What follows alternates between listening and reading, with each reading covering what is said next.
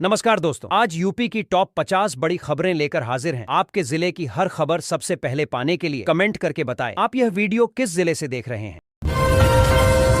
प्रदेश में ठंड को देखते हुए आज से माध्यमिक स्कूल बदले हुए समय पर खोले गए हैं। शिक्षा विभाग ने कक्षा संचालन के साथ 14 जनवरी तक अवकाश घोषित किया है। वहीं 3 जनवरी को सभी माध्यमिक विद्यालयों में विशेष रूप से एक दिन की अतिरिक्त छुट्टी भी रहेगी लागू। मुख्यमंत्री की दखल के बाद बड़ी कार्रवाई देखने को मिली। मात्र 24 घंटे में एक मेजर की बेटी का मकान खाली कराया गया। लंबे समय से भूमाफियाओं ने अवैध कब्जा कर रखा था। प्रशासन और पुलिस की संयुक्त कार्रवाई से पीड़ित परिवार को राहत मिली। मामले में जांच जारी है। उत्तर प्रदेश में प्रशासनिक ढांचे को मजबूत करने की दिशा में अहम फैसला हुआ है। प्रमोटी आईएएस के 9 नए पद बढ़ाए गए हैं। अब कुल 27 पदों पर डीपीसी आयोजित होगी, जिससे योग्य अधिकारियों को पदोन्नति मिलने का रास्ता साफ हुआ है। प्रक्रिया जल्द पूरी की जाएगी। सरकारी आदेश। चोरी कबूल न करने पर युवक के साथ अमानवीय व्यवहार का मामला सामने आया है। आरोप है कि पुलिस चौकी में युवक को पेशाब पिलाई गई और हाथ की अंगुलियां तोड़ी गई। मामले में चौकी इंचार्ज समेत 7 लोगों पर FIR 1 दर्ज की गई है। जांच के आदेश दिए गए हैं।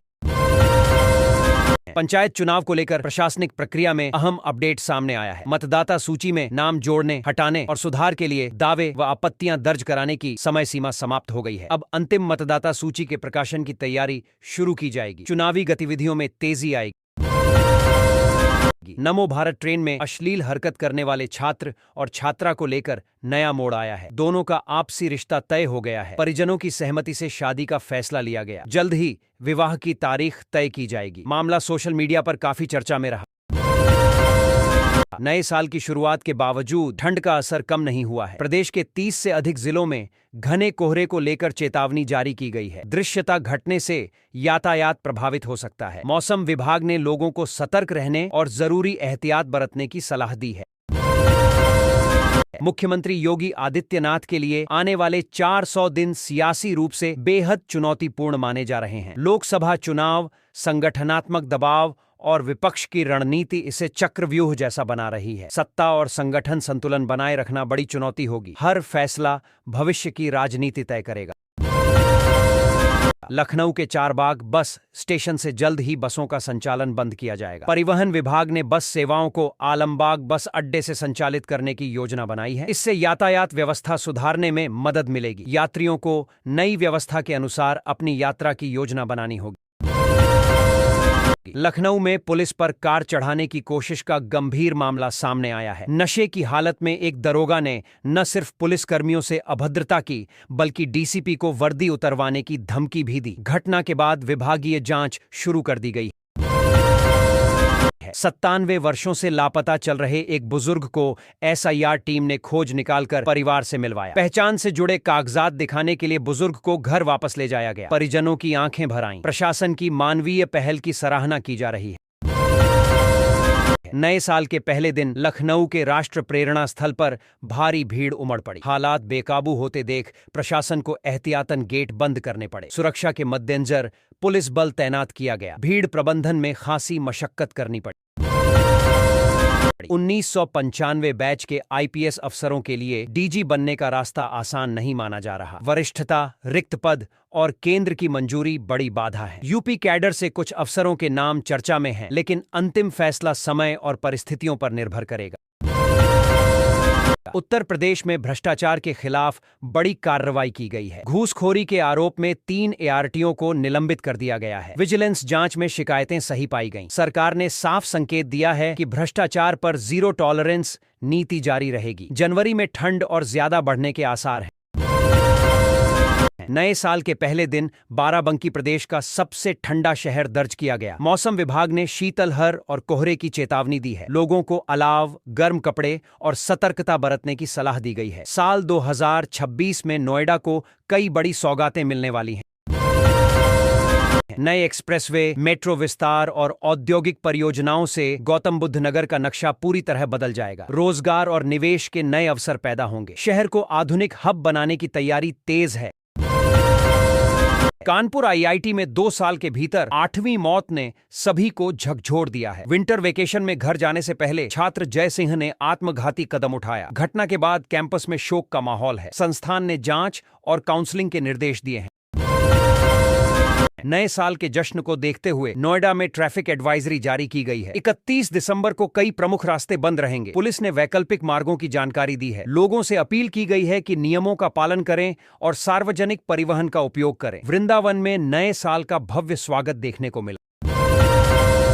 साल 2026 के पहले दिन बांके बिहारी मंदिर में दर्शन के लिए श्रद्धालुओं का सैलाब उमड़ पड़ा। देर रात से ही लंबी कतारें लग गईं। सुरक्षा और व्यवस्थाओं के बीच भक्तों ने ठाकुर जी के दर्शन कर नव वर्ष की शुरुआत की। रसराज महाराज इन दिनों चर्चा में हैं, जिनसे हनुमान चालीसा सुनकर प्रेमानंद महाराज मंत्रमुग्ध हो गए। रसराज महाराज की भक्ति, सरल वाणी और भावपूर्ण पाठ ने सभी को प्रभावित किया। प्रेमानंद महाराज ने उन्हें गुरुमंत्र देते हुए आध्यात्मिक मार्ग पर आगे बढ़ने का आशीर्वाद दिया। मथुरा में नए साल पर होने वाला सनी लियोनी का डीजे कार्यक्रम रद्द कर दिया गया। हिंदू संगठनों के विरोध के बाद आयोजकों ने यह फैसला लिया। संगठनों ने कार्यक्रम को संस्कृति के खिलाफ बताया था। प्रशासन की सतर्कता के चलते किसी भी तरह की कानून व्यवस्था की स्थिति बनने से पहले कार्यक्रम निरस्त हुआ।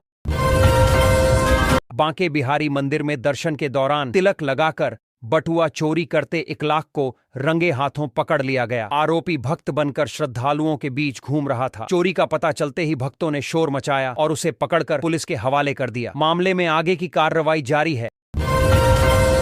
ठंड को देखते हुए 2 जनवरी को भी स्कूल बंद रखने का आदेश जारी किया गया है। डीएम के निर्देश के अनुसार कक्षा 8 तक के सभी स्कूलों में अवकाश रहेगा। शीतलहर और कम तापमान को देखते हुए यह फैसला लिया गया है। अभिभावकों और छात्रों को राहत मिली है। बॉयफ्रेंड से शादी की जिद में एक लड़की हाई टेंशन लाइन के टावर पर चढ़ गई। उसने प्रेमी से शादी की कसम ली और परिवार से बात मनवाने की मांग की। मौके पर पहुंची पुलिस और परिजनों की समझाइश के बाद सहमति बनी। तब जाकर लड़की सुरक्षित नीचे उतरी। माघ मेला को देखते हुए यूपी रोडवेज ने प्रयागराज जाने वाले श्रद्धालुओं को बड़ी सुविधा दी है। अब बसें आसानी से उपलब्ध कराई जाएंगी। अतिरिक्त बसों का संचालन शुरू किया गया है, जिससे यात्रियों को राहत मिलेगी। श्रद्धालु कम समय में और सुरक्षित यात्रा कर सकेंगे। मुख्यमंत्री योगी आदित्यनाथ ने अयोध्या को लेकर बड़ा बयान दिया है। उन्होंने कहा कि कुछ लोगों ने वहां से षड्यंत्र रचा, लेकिन सनातन धर्म से ऊपर कोई नहीं है। सीएम ने स्पष्ट किया कि आस्था और संस्कृति से खिलवाड़ करने वालों को बख्शा नहीं जाएगा। बयान के सियासी मायने निकाले जा रहे हैं। यूपी में एसआईआर की तारीख बढ़ने पर सपा प्रमुख अखिलेश यादव ने आशंका जताई है। उन्होंने कहा कि इस बार पीडीए प्रहरी पूरी तरह चौकन्ने हैं। अखिलेश ने आरोप लगाया कि प्रक्रिया के जरिए कुछ वर्गों को प्रभावित करने की कोशिश हो सकती है, लेकिन जनता सब समझ रही है। उत्तर प्रदेश के 64 सामुदायिक स्वास्थ्य केंद्रों पर डिजिटल एक्सरे मशीनें स्थापित की जाएंगी। इससे मरीजों के इलाज में पारदर्शिता आएगी और डॉक्टरों को सही निर्णय लेने में मदद मिलेगी। सरकार का दावा है कि आधुनिक तकनीक से ग्रामीण क्षेत्रों में भी बेहतर स्वास्थ्य सेवाएं उपलब्ध होंगी। नव वर्ष के अवसर पर अयोध्या में श्रद्धालुओं का सैलाब उमड़ पड़ा। राम मंदिर और हनुमानगढ़ी में दर्शन के लिए सुबह से ही लंबी कतारें लगी रहीं। सुरक्षा के पुख्ता इंतजाम किए गए थे। भक्तों ने रामलला के दर्शन कर नए साल की शुरुआत आस्था के साथ की। अजीबोगरीब शादी का मामला सामने आया है, जहां युवक ने 55 बार सुहागरात मनाई। आरोप है कि वह रात में नई नवेली दुल्हन के साथ आपत्तिजनक हरकत करता और सुबह होते ही फरार हो जाता। सच्चाई सामने आने पर परिवार फूट फूट कर रो पड़ा। पुलिस जांच में जुटी है। भारत की हिमांशी खुराना की कनाडा में हत्या से सनसनी फैल गई है। घर के अंदर से उनकी लाश मिली है। पुलिस उनके पार्टनर की तलाश कर रही है। संदिग्ध की तस्वीर भी सामने आई है। मामले की गंभीरता को देखते हुए जांच तेज कर दी गई है। प्रेमिका के साथ नैनीताल घूमने गए एक इंजीनियर को उसकी पत्नी ने रंगे हाथों पकड़ लिया। इसके बाद मौके पर हाई वोल्टेज ड्रामा हुआ। घटना का वीडियो भी सामने आया है। मामले ने सोशल मीडिया पर खूब सुर्खियां, एक बटोरियों और निजी रिश्तों पर सवाल खड़े कर दी। भीषण ठंड को देखते हुए स्कूलों को लेकर नया आदेश जारी किया गया है। बच्चों को 2 हफ्ते से ज्यादा की छुट्टी का लाभ मिला है। अब कक्षा और तारीख के अनुसार स्कूल खोलने का निर्णय लिया गया है। अभिभावकों को आदेश का पालन करने की सलाह दी गई है। सरकार ने स्मार्ट मीटर की कीमतों में भारी कटौती की घोषणा की है। इससे आम उपभोक्ताओं पर आर्थिक बोझ कम होगा। साथ ही बिलिंग में पारदर्शिता आएगी और खपत के अनुसार सही भुगतान संभव होगा। ऊर्जा विभाग ने फैसले को उपभोक्ता हित में बताया। नए साल पर युवाओं को बड़ा तोहफा मिला है। यूपी पुलिस में 32,679 पदों पर बम्पर भर्ती निकली है। आवेदन प्रक्रिया शुरू हो चुकी है। अभ्यर्थी ऑनलाइन माध्यम से आवेदन कर सकेंगे। भर्ती प्रक्रिया में पारदर्शिता रखने का दावा किया गया है। अंतिम तिथि और चयन प्रक्रिया की पूरी जानकारी वेबसाइट पर उपलब्ध है। योगी कैबिनेट विस्तार की तैयारी तेज हो गई है। 6 नए चेहरों को मंत्रिमंडल में शामिल किए जाने की चर्चा है। भूपेंद्र चौधरी की वापसी लगभग तय मानी जा रही है। प्रदेश अध्यक्ष के दिल्ली रवाना होने से राजनीतिक हलचल और तेज हो गई है। रक्षा मंत्री राजनाथ सिंह ने अन्नपूर्णा मंदिर के शिखर पर धर्म ध्वजा फहराई। इस अवसर एक पर उन्होंने देश की समृद्ध अन्नदाता किसानों और जन कल्याण की कामना की। धार्मिक कार्यक्रम में बड़ी संख्या में श्रद्धालु उपस्थित रहे। आयोजन को आस्था और संस्कृति से जोड़कर देखा जा रहा है। नए साल से पहले ज़ोमैटो और स्विगी के डिलीवरी पार्टनर्स की हड़ताल ने जश्न में खलल डाला। हड़ताल के चलते कई इलाकों में फूड डिलीवरी प्रभावित रही। डिलीवरी पार्टनर्स ने भुगतान और कार्य परिस्थितियों को लेकर नाराजगी जताई। ग्राहकों को वैकल्पिक इंतजाम करने पड़े। बिस्तर पर अर्धनग्न हालत में बेटे का शव मिलने से परिवार में कोहराम मच गया। पिता ने बहू पर गंभीर आरोप लगाए हैं। पुलिस ने पत्नी से पूछताछ शुरू कर दी है। मामला संदिग्ध परिस्थितियों से जुड़ा है। पोस्टमार्टम रिपोर्ट के आधार पर आगे की कार्रवाई की जाएगी। पूर्व सांसद बृजभूषण शरण सिंह ने बयान देकर राजनीतिक हलचल बढ़ा दी है। उन्होंने कहा कि अगर वह जिंदा रहे तो लोकसभा में जरूर लौटेंगे। खुद को साजिश का शिकार बताते हुए उन्होंने विरोधियों पर निशाना साधा। बयान के बाद सियासी चर्चाएं तेज हो गई हैं। एसआईआर की तारीख बढ़ने पर अखिलेश यादव ने गंभीर आशंका जताई है। उन्होंने कहा कि इस बार पीढ़िए प्रहरी पूरी तरह सतर्क हैं। अखिलेश ने निष्पक्षता पर सवाल उठाते हुए कहा कि जनता लोकतंत्र की रक्षा के लिए तैयार है और हर साजिश का जवाब देगी।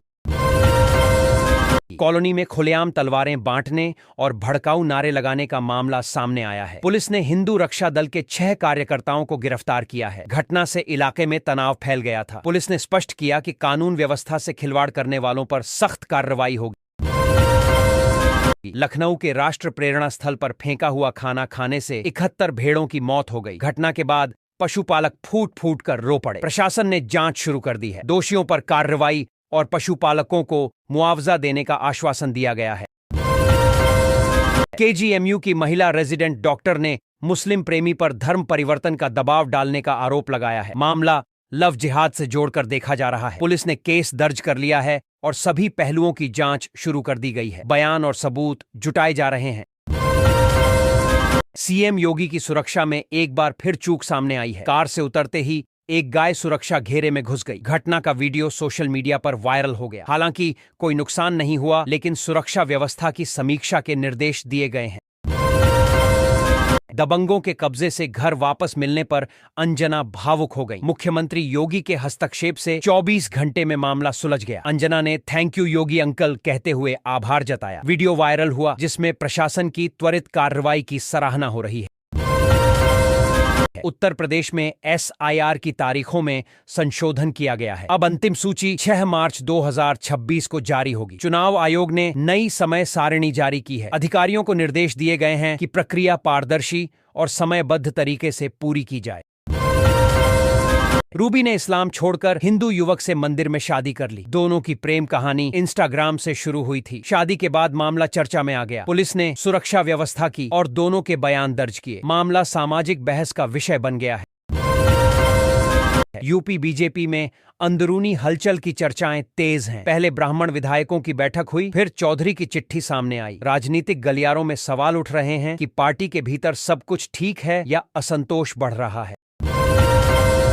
भगवान रंगनाथ के दर्शन के लिए बैकुंठ द्वार खोले गए। साल में एक बार खुलने वाले पट के दर्शन को लाखों श्रद्धालु पहुंचे। पालकी यात्रा में भारी भीड़ उमड़ी। पूरे क्षेत्र में भक्तिमय माहौल रहा और श्रद्धालुओं ने आस्था के साथ दर्शन किए। कानपुर में बीच सड़क पर एक लड़की ने दूसरी लड़की को बेरहमी से पीटा। पीड़िता रहम की भीख मांगती रही, लेकिन कोई मदद को नहीं आया। वीडियो वायरल होने के बाद पुलिस ने संज्ञान लिया और आरोपियों की तलाश शुरू कर दी है। घने कोहरे ने जनजीवन पूरी तरह प्रभावित कर दिया है। 100 से ज्यादा ट्रेनें लेट हुईं और कई फ्लाइट्स में देरी हुई। यात्रियों को भारी परेशानी झेलनी पड़ी। मौसम विभाग ने कोहरे को लेकर अलर्ट जारी किया है। पूर्व सैनिक की बेटी का मकान दबंग ने हड़प लिया था। शिकायत मिलने पर मुख्यमंत्री योगी आदित्यनाथ ने 24 घंटे के भीतर कार्रवाई कर समाधान कराया। प्रशासन ने कब्जा हटवाया। घटना का वीडियो भी सामने आया, जिससे सरकार की त्वरित कार्रवाई की सराहना हो रही है। एसआईआर ने 28 साल बाद एक बुजुर्ग को उसके परिवार से मिलाया। परिवार ने उसे मृत मान लिया था। पहचान और दस्तावेजों की मदद से सच्चाई सामने आई। भावुक मिलन के इस दृश्य ने सभी को भावुक कर दिया और पुलिस की भूमिका की सराहना हुई। माघ मेला के लिए प्रयागराज जाने वाले श्रद्धालुओं को यूपी रोडवेज ने सुविधा दी है। अब बसें आसानी से उपलब्ध होंगी। अतिरिक्त बसों का संचालन किया जाएगा, जिससे यात्रियों को राहत मिलेगी। इससे मेला क्षेत्र तक पहुंचना सुगम और व्यवस्थित होगा। पूर्व सांसद बृजभूषण शरण सिंह ने बड़ा बयान देते हुए कहा कि अगर वह जिंदा रहे तो लोकसभा में जरूर लौटेंगे। उन्होंने राजनीति में फिर सक्रिय भूमिका निभाने के संकेत दिए। बयान के बाद सियासी हलकों में चर्चाएं तेज हो गई हैं। लखनऊ में एक दारोगा को गिरफ्तार किया गया। बैरिकेडिंग पर कार चढ़ाने के बाद वह डीसीपी ट्रैफिक से उलझ गए थे। मामले में अनुशासनहीनता और नियमों के उल्लंघन का आरोप है। घटना के बाद पुलिस महकमे में हड़कंप मच गया। उत्तर प्रदेश पुलिस ने 2017 से 2025 तक के आंकड़े जारी किए हैं। इसमें बताया गया है कि इस अवधि में कितने अपराधी मुठभेड़ों में मारे गए। पुलिस का कहना है कि सख्त कार्रवाई से अपराध पर नियंत्रण हुआ है और कानून व्यवस्था मजबूत हुई है। मुख्यमंत्री योगी आदित्यनाथ ने कहा कि कुछ लोगों ने अयोध्या को लेकर षड्यंत्र किया, लेकिन सनातन धर्म से ऊपर कोई नहीं है। उन्होंने स्पष्ट किया कि आस्था के मुद्दे पर सरकार अडिग है। सनातन संस्कृति देश की आत्मा है और इसे कमजोर करने की हर कोशिश विफल होगी। उत्तर प्रदेश पुलिस ने 2017 से 2025 तक का डेटा जारी किया है। रिपोर्ट के अनुसार इस अवधि में कई अपराधी मुठभेड़ों में मारे गए। पुलिस का दावा है कि सख्त कार्रवाई से अपराध पर नियंत्रण हुआ है और कानून व्यवस्था पहले से कहीं अधिक मजबूत हुई है। जौनपुर के पूर्व सांसद धनंजय सिंह के खिलाफ लखनऊ के सुशांत गोल्फ सिटी थाने में एफआईआर दर्ज हुई है। मामला जमीन विवाद और धमकी से जुड़ा बताया जा रहा है। पुलिस ने केस दर्ज कर जांच शुरू कर दी है और साक्ष्यों के आधार पर आगे की कार्रवाई की जाएगी। यूपी में सिगरेट वाले बाबा का अजीब दरबार चर्चा में है। बाबा धुएं से बीमारियों के इलाज का दावा करते हैं। रोज बड़ी संख्या में लोग पहुंचते हैं। स्वास्थ्य विभाग इस दावे की जांच कर रहा है और लोगों को झाड़ फूंक से दूर रहने की सलाह दी गई है। योगी सरकार के एक मुस्लिम मंत्री का वंदे मातरम गाते हुए वीडियो सामने आया है। मंत्री ने कहा कि इस्लाम भी देशभक्ति की सीख देता है। वीडियो वायरल होने के बाद राजनीतिक बहस तेज हो गई है और कई लोगों ने इसे राष्ट्रीय एकता का प्रतीक बताया है। कड़ाके की ठंड और घने कोहरे के चलते 2 जनवरी को भी कक्षा 8 तक के स्कूल बंद रहेंगे। डीएम ने आदेश जारी किया है। बच्चों के स्वास्थ्य और सुरक्षा को ध्यान में रखते हुए यह फैसला लिया गया है। आगे मौसम के अनुसार निर्णय लिया जाएगा।